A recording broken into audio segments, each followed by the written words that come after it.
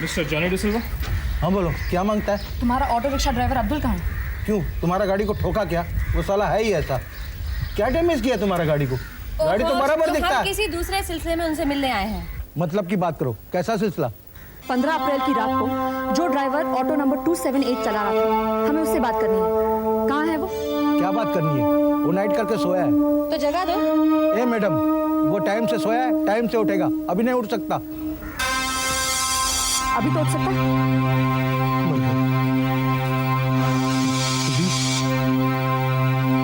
अभी उठ, अभी बुला।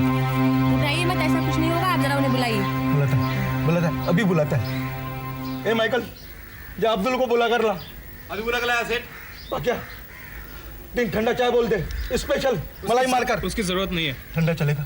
नहीं नहीं, आप उसकी तकलीफ मत कीजिए। ये मामला क्या है साहब? किसी लफड़े में फंस गया क्या? छोकरा तो ऐसा नहीं है। क्या बस, तुमने अपन को बुलाया है क्या? हाँ, पुलिस तुमसे कुछ पूछना मांगता है। पुलिस? अपन से? पर अपन ने तो कोई लफड़ा किया ही नहीं और ना ही कोई सिंगल तोड़ा। हम चाहते हैं कि तुम एक केस में गवाही दो। कैसा गवाही मैडम? लफड़ा क्या है? 15 अप्रैल की रात को एक पैसेंजर तुम्हारे ऑटो में बैठा था, जिसे तुम बोरीवली स्टेशन ड्रॉप करने वाले थे, याद है? 15 अप्रैल? हाँ, तुम्हारी ऑटो को एक लड़की ने आवाज देकर रोका था। हाँ, बरोबर याद आया। पैसेंजर गाड़ी से बाहर निकला और सड़क क्रॉस कर रहा था कि पीछे से ट्रक वाले ने उसे उड़ा दिया। वही ना? हाँ, वही। तुम्हें एक आदमी एंगेज करके किसी के घर ले गया था, जहाँ से पैसेंजर बैठने वाला था। अरे नहीं मैडम, नहीं। पहले उसमें एक छोकरी जाने वाली थी, पर उनका प्रोग्राम कुछ टर्न मारा, तो छोकरी के बजाय उसमें छोकरा बैठ के चला गया। प्रोग्राम क्यों टर्न मारा और उनकी आपस में क्या बात हुई, वो भी याद आ गया होगा तुम्हें? हाँ मैडम, अपन को सब याद आ गया, सब याद आ गया। गुड। अब्दुल वो केस कोर्ट में जाना है। तुम्हें अदालत में आकर गवाही देनी होगी। अरे नहीं साहब, अपन को ये कोर्ट कचहरी के मामले में नहीं आने का। क्या साहब, उससे अपन का धंधा खोट ही जाता। अपन का 2 छोटा बच्चा है साहब, अगर कमाएंगे नहीं तो फिर खिलाएंगे कैसे? सुनो, उसकी फिक्र मत करो। हम तुम्हारा नुकसान भी भरेंगे और तुम्हें खुश भी करेंगे। अरे तब तो आना नहीं मैडम, तब तो अपन को जब बुलाएगा तब आएगा। हाँ, ये अभी रखो। हाँ, thank you madam. Thank you mister D'Silva. Thank you mister D'Silva. याद रखो। सन्नी पुत्र, मल्होत्रा के खानदान में तो फट पड़ गया है फट। उनके घर में तो परमानेंट अंधेरा हो गया। दूध फट गया, लहू फट गया, दिल फट गया, जिस्म फट गए। किसी का मुंह पूर्व की तरफ है और किसी का मुंह पश्चिम की तरफ। और वो शौक रब्बदा बंदा ना पूर्व में दिखाई देता है ना पश्चिम में। और जब तक वो मिलता नहीं ना, तेरी शादी तो पसूड़ी में पड़ गई। क्या समझा? मुझे भी कुछ ऐसा ही लगता है वीर जी। बहुत दुखी हो गया हूं अब मैं। ओए मर्द बन मर्द, दुख नू घोड़ा समझ और उसकी सवारी कर। भगवान राम जी के बारे में सुना है ना, 14 साल वनवास काटा मगर माथे पे शिकन नहीं आने दी। तू कैसा कमजोर भाई है मेरा यार। नहीं, मैं कमजोर नहीं हूँ वीर जी, आप हुक्म कीजिए। ओ हुक्म क्या, लंगोट बांध और काम की तैयारी कर मेरे साथ। ओ तेरा भाई वीरू भोपाल गया हुआ है ना, और तुझे तो मालूम ही है ना। जी हाँ, मैं ही तो उन्हें छोड़कर आया था। हाँ, पर वो क्यों गए ये मैं नहीं जानता। और बुजुर्ग कहते हैं ना, घोड़े की पिछाड़ी और मालिक की अगाड़ी कभी नहीं जाना चाहिए। बुजुर्गों की इज्जत करनी चाहिए। जी हाँ, वो तो करनी ही चाहिए। हाँ, इज्जत तो वो भी करता है, मगर उस दिन पता नहीं उसे क्या हो गया था। सेठ के पास एक बिल की वसूली के लिए भेजा था, उसके नौकर के साथ झगड़ा कर बैठा। मालिक बीच में बोलने लगा और उसको बोला शट अप। शट अप बोल दिया उसको, झगड़ा हो गया, मालिक को मार दिया। बस उसी का निपटारा करने गया वहां, और मैं यहां अब अकेला पड़ गया हूं। तू एक काम कर, ये शादी वादी का चक्कर साल 6 महीने छोड़ दे, मेरे साथ काम पे लग जा। वीरू के पास जाना है भोपाल में, चल। ठीक है, आप जैसा कहें। आप चलने की तैयारी कीजिए, मैं पिंकी को फोन करके आता हूं। ओह, पिंकी के साथ 1 घंटा फोन पे नहीं लगे रहना, 2 मिनट में गल निपटा के आ, बाकी गल्ला बाद में।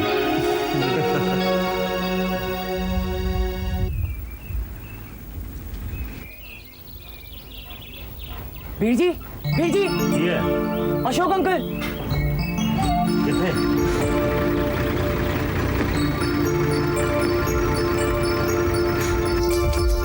Uncle, Ashok uncle. जय माता की। मैं सनी। जय माता की। अशोक जी, एक ही हाल बना है। मैं जगीर सिंह, पहचानो मुझे? जगीर सिंह हूँ। जय माता की। हैं? अंकल, एक की हो गया अशोक नु? हैं? साधु बना फिर रहा।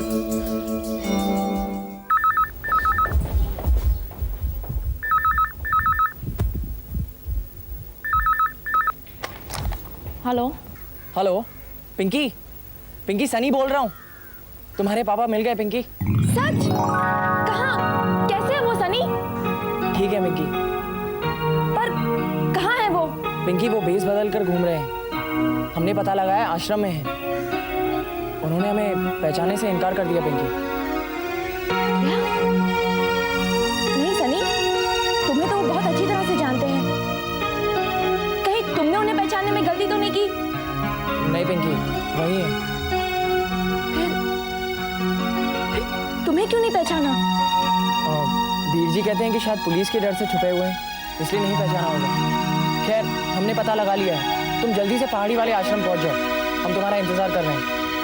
हाँ, हम अभी आ रहे हैं। बाय। मम्मी, मम्मी पापा नहीं गए।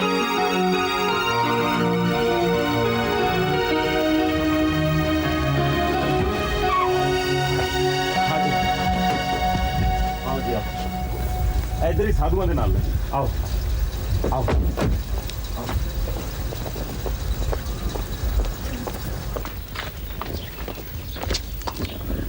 महाराज, कहाँ है वो? कहाँ है वो? कौन कहा है पुत्री? किसे खोज रही हो? मेरे पति अशोक मल्होत्रा। लगता है तुम्हें भूल हुई है पुत्री। यहाँ तो इस नाम का कोई व्यक्ति नहीं है। बाबा जी, जिसे हम ढूंढ रहे हैं वो यही है। हमने खुद अपनी आंखों से देखा है उन्हें। गुरुजी, हमसे कुछ मत छुपाइए। मैं उनकी छोटी बहन हूँ, ये उनकी पत्नी है और ये उनकी बेटी है। हम उनको लेके बहुत परेशान हैं। कृपा करके हमें उनसे मिला दीजिए। गुरुजी, मैं आपके हाथ जोड़ती हूँ, प्लीज मुझे मेरे पापा से मिला दीजिए। दया कीजिए महाराज, दया कीजिए। हमारे को कुछ समझ में नहीं आ रहा पुत्री। तुम राम को क्यों नहीं हो? एक शहरी हमारे शिष्यों को नदी किनारे मूर्छित अवस्था में मिला था। अपने बारे में उसने कुछ नहीं बताया। कुछ डरा सहमा लगता था। जब अपना नाम भी नहीं बता पाया तो हमने उसे राम का नाम दे दिया। वही होंगे, वही होंगे। कहाँ है वो? वही है करुणा बहन जी। हमने उन्हें अपनी आंखों से देखा है। बड़े दुख की बात है पुत्री। वो भगत अब यहाँ नहीं है। नहीं? हाँ पुत्री, कुछ समय पहले तक तो वो यही था। अनायास जाने कहाँ चला गया। हमारे शिष्यों ने उसे बहुत ढूंढा, उसका कुछ भी पता नहीं चला। निराश मत हो पुत्री। जो नहीं है वो नहीं है, परंतु जो है वो है। अवश्य मिलेगा। माँ चिंता मत करना।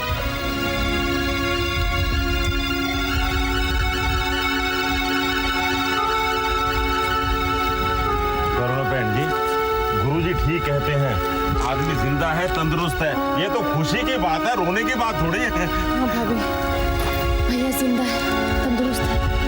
इससे अच्छी खबर और क्या हो सकती है? आज नहीं तो कल तो मिलेंगे। हाँ, जरूर मिलेंगे। रब पे भरोसा रखो, वाहिगुरु पे भरोसा रख के घर जाओ। मैं और सनी अपना प्लान बदल देते हैं और अशोक जी को ढूंढना शुरू कर देते हैं। आप ऐसा करेंगे भाई साहब? हाँ, क्यों नहीं करेंगे आंटी, जरूर करेंगे। तू एक काम कर, भोपाल फोन कर गया, वीरे को बोल कि हम भोपाल नहीं आ रहे, अपना प्लान बदल गया और हम अशोक जी को ढूंढते हैं। बड़ी मेहरबानी, आप हमारे लिए इतनी तकलीफ उठा रहे हैं। अरे बहन जी, आप हमें शर्मिंदा क्यों कर रहे हैं? ये तो हमारा फर्ज है, ड्यूटी है। आप घर जाओ शांति से और हम ढूंढने जाते हैं उनको। चल भाई पहलवान, पा गड्डी गेर में अशोक जी को ढूंढने चलिए।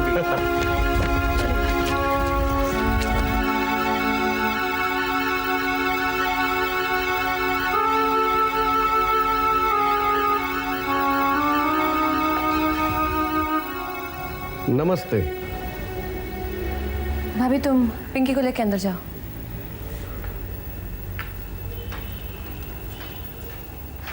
तुम यहाँ? Duty madam, duty.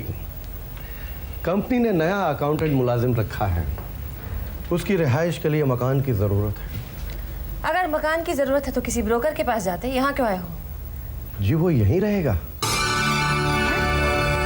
जी नरेश साहब यही चाहते हैं। नरेश तो और भी बहुत कुछ चाहता है, लेकिन दुनिया में सब कुछ नरेश की मर्जी से नहीं होता। But I am sorry to say, आपको ये घर खाली करना पड़ेगा। ये नरेश साहब का हुक्म है। और मेरा हुक्म है, दरवाजा खुला है। Get out of here.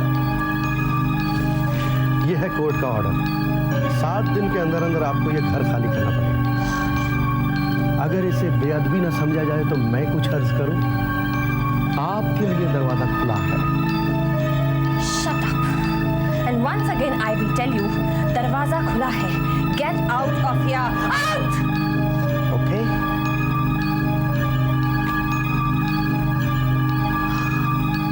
और याद रहे 7 दिन, और हो सके तो दरवाजा खुला रखिएगा ताकि मुझे ये तकलीफ ना उठानी पड़े। Get out, you scoundrel! Get out of my sight!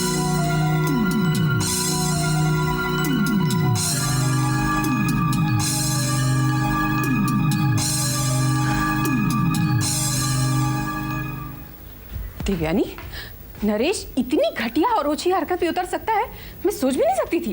भाभी, नरेश ने आज तक नीच हरकतों के अलावा और किया ही क्या है? लेकिन देवयानी, अगर हमें ये घर खाली करना पड़ा तो कहाँ जाएंगे हम सब? नहीं भाभी, ये घर खाली नहीं करना, कभी नहीं। क्या समझता है वो जब चाहे जो चाहे कर सकता है, अपनी मनमानी कर सकता है। घर खाली करवाएगा हमसे?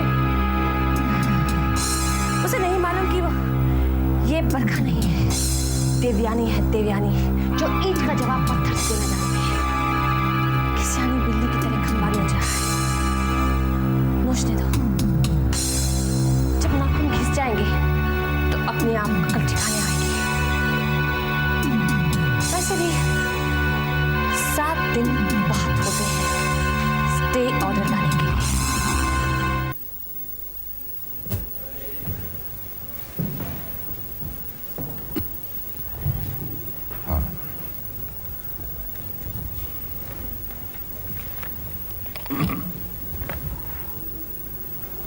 You may proceed, Mr. Prosecutor.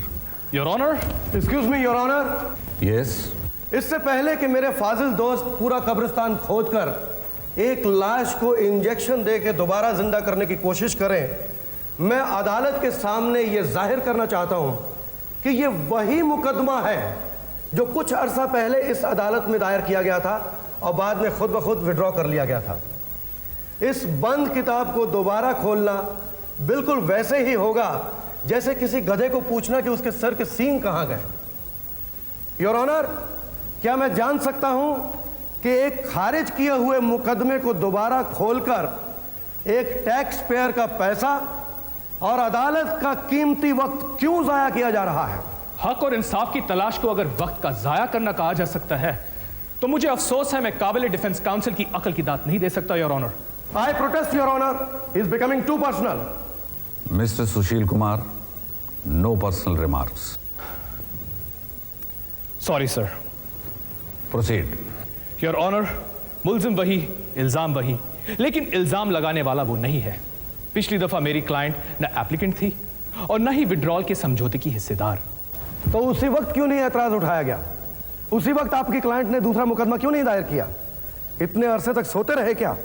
कहा जाता है कि जहां जागे वही सवेरा, और रहा वक्त का सवाल तो जरूरी नहीं है कि वक्त की घड़ी, हालात की घड़ी और दिमाग की घड़ी कदम कदम चले। अगर इस नाचीज के इस अदना जवाब से मेरे मुआजिज दोस्त को तसल्ली हो गई हो तो कार्रवाई की तरफ बढ़ा जाए। पहली पेशी है, इतरा लो, लेकिन उस्तादों के हथकंडों से बच के रहना बच्चे। अगर आप जैसे उस्तादों की दुआएं शामिल हाल रहे तो हथकंडों के कंडे भी कुंद कर दिए जाएंगे। बड़ी है, चुप क्यों हो गया? तुम बोलते तो नहीं। योर ऑनर, मेरे फाजिल दोस्त ने अभी आप पर यह जाहिर किया कि जो केस एक बार वापस ले लिया गया था उसे फिर से क्यों दोहराया जा रहा है। तो पहली वजह यह है कि केस विड्रॉ किया गया था इल्जाम नहीं, और दूसरी वजह यह कि उस केस में मेरी क्लाइंट शामिल नहीं थी और ना ही उस समझौते की हिस्सेदार। योर ऑनर, उस समझौते की भी कुछ मजबूरियां थी। वो केस से जुड़े हुए गवाह जिनका उस केस से ताल्लुक था उसे खत्म कर दिए गए थे। दे वर मर्डर्ड योर ऑनर। उस कॉन्ट्रैक्ट किलर ने जिसने उनका कत्ल किया था उसे भी बम से उड़ाया गया था। और याद रखिए योर ऑनर, वो कॉन्ट्रैक्ट किलर इस केस का एक अहम हिस्सा था। फिर भी एक ऐसा गवाह था जिसकी गवाही मुल्जिम को मुजरिम साबित कर सकती थी, लेकिन मुल्जिम नरेश मल्होत्रा ने एक ऐसा मास्टर स्ट्रोक खेला कि सच्चाई के लफ्ज सिल गए और जबान सुन हो गई। मंदिर में मांस का टुकड़ा छुपा दिया और इल्जाम पुजारी पर लगा दिया। वो मंदिर था एक नेक, नियायत, शरीफ और ईमानदार इंस्पेक्टर का घर, और वो मांस का टुकड़ा था cocaine. Cocaine your honour. Objection your honour. Overruled. Your honour, inspector Naina के घर पर रेड डाली गई थी और उसे इस झूठे इल्जाम में फंसाकर, हाथ में हथकड़ी पहनाकर, सारे बाजार में पैदल चलाकर लॉकअप में बंद कर दिया गया था। इंस्पेक्टर नैना के पिता मिस्टर मेहरा को यह बेइज्जती बर्दाश्त न हुई, गहरा सदमा हुआ और हार्ट अटैक आ गया। डॉक्टर ने वार्निंग दिया कि अगर इस सदमे की वजह को फौरन दूर न किया गया तो वो मर सकते हैं। उसके करियर को बचाने और उसके पिता की जान की खातिर सच्चाई ने झूठ से समझौता किया। केस विड्रॉ कर दिया गया था और मुल्जिम को बरी कर दिया गया था बाइज्जत। Now with your permission, Your Honor, I would like to proceed with the case in hand. Proceed. आज से तकरीबन 6 महीने पहले फरियादी श्रीमती देवयानी की गृहस्थी जिंदगी में एक जबरदस्त तूफान आया। उनसे शादी करने से पहले मरहूम आदित्य मेहरा एक सैबी नाम की लड़की से इश्क करते थे जो उस वक्त लंदन में थी। मरहूम के पिता मल्होत्रा खानदान के एक वफादार और ईमानदार मुलाजिम थे। मिस्टर कैलाशनाथ मल्होत्रा उन्हें बहुत पसंद करते थे। उन्होंने आदित्य को होनार पाया और अपनी बेटी देवयानी के लिए चुन लिया। मिस्टर मेहरा तो खुशी से झूम उठे, लेकिन आदित्य तो सैबी से शादी करना चाहते थे। बाप ने बेटे पर जोर डाली और उसे ऐलान कर दिया कि अगर उन्होंने यह रिश्ता मंजूर ना किया तो वो मल्होत्रा साहब को मुंह दिखाने लायक नहीं रहेंगे और अपनी जान दे देंगे। खैर, शादी तो तय हो गई, लेकिन मुल्जिम नरेश मल्होत्रा जल बुन गए। कंपनी के एक नौकर के बेटे से इतने बड़े घराने की बेटी से शादी बर्दाश्त न कर सके। इस दरमियान सैबी लंदन से वापस आ गई और आदित्य के सीने में दबी हुई इश्क की चिंगारी शोला बनकर भड़की। और एक दिन योर ऑनर, सैबी और आदित्य ने यह शहर छोड़कर भाग जाने का फैसला कर लिया था। जख्मी देवयानी ये बर्दाश्त न कर सकी और अपने भाई के पास जाकर, यानी कि मुल्जिम नरेश मल्होत्रा के पास गई और उनसे प्रार्थना की। कहा कि किसी भी तरह समझा बुझाकर आदित्य को घर वापस लाया जाए। योर ऑनर, मुल्जिम नरेश मल्होत्रा को इसी एक मौके का इंतजार था। उन्होंने सोचा कि अगर आदित्य जिंदा रहा तो कभी ना कभी वापस आ सकता है। इसीलिए उन्होंने हमेशा हमेशा के लिए आदित्य को अपने रास्ते से हटा देने का फैसला कर लिया था। और अगर इत्तेफाक से शक के कदम उनके चौखट पर आए भी तो वो नहीं, देवयानी फंसेंगी। इसी यकीन से उन्होंने हीरा नाम के कॉन्ट्रैक्ट किलर को सुपारी दी और आदित्य को ट्रक से उड़ा दिया गया था। यह है मेरा इल्जाम मुल्जिम नरेश मल्होत्रा पर, your honour. Thank you. Your honour, मैं इस इल्जाम को झूठा और मनगढ़ंत करार देता हूं। Let him prove the charge. मुल्जिम को कटहरी में बुलाया जाए।